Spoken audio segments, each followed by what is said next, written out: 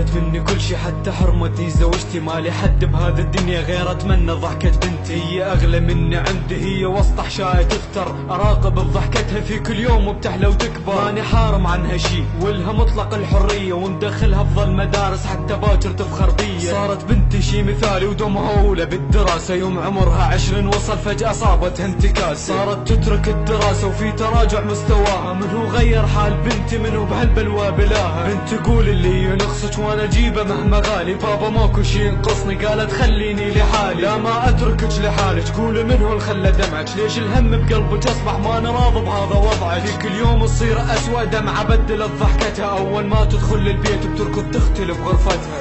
حيلي مد وبابي انسيت فيها صارت هذا قصة، ما قدرت اني انساها ولا منطر نفسي اي فرصة.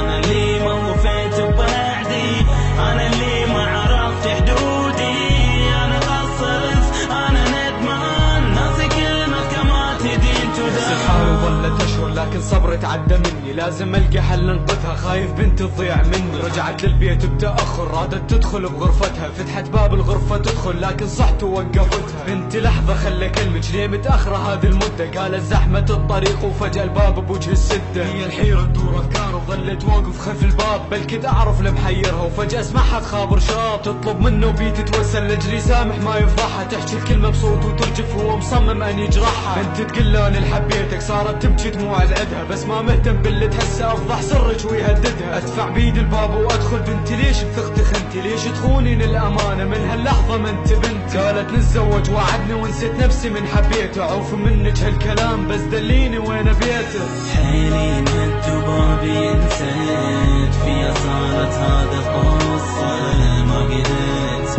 اني انساها ولا منطر نفسي اي فرصة.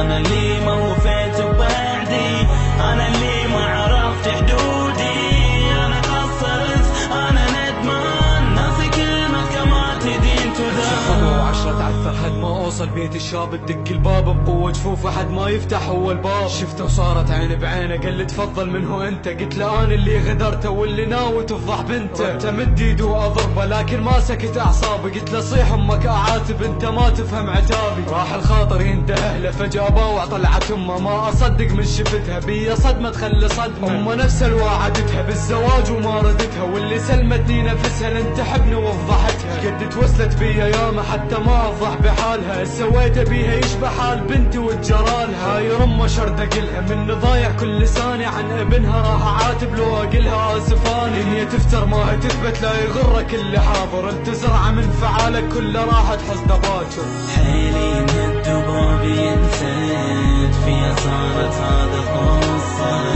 ما قدرت اني انساها ولا منطر نفسي اي فرصة.